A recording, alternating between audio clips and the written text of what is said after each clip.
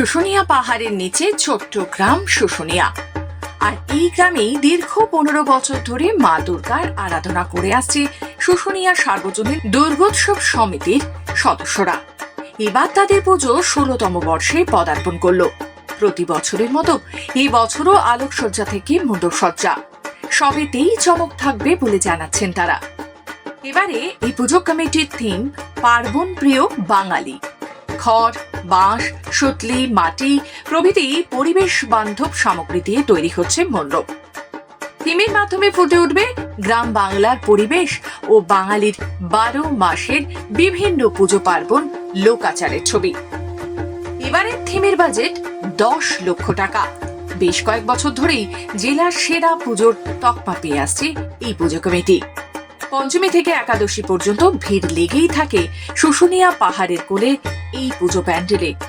প্রতি বছর নিত্য নতুন থিমের মধ্যে দিয়ে চমক দিয়ে আসছে এই পুজো কমিটি।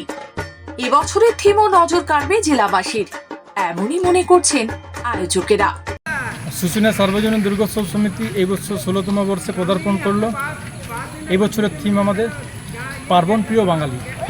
এই বছর আমাদের থিমের নামকরণে বুঝতে পারছেন এই বছরের থিমটা কি। কারণ আমাদের বাঙালি মূলত 12 মাসে তার পার্বণে ডুবে থাকতে পছন্দ করে, আর সেই দিকটাকে এই বছর আমরা তুলে ধরছি।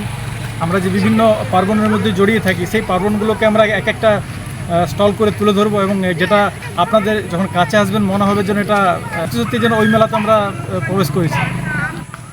এই বছর আমাদের যে আলোকসজ্জা, সেই আলোকসজ্জায় কিন্তু নতুনত্ব থাকছে বলতে এই যে পার্বণ প্রিয় বাঙালি, একে সামঞ্জস্য রেখে আমাদের আলোকসজ্জা করা হচ্ছে, যেটাতে কিন্তু অনেক কিছুই আপনাদের জন্য নতুন হয়ে উঠবে।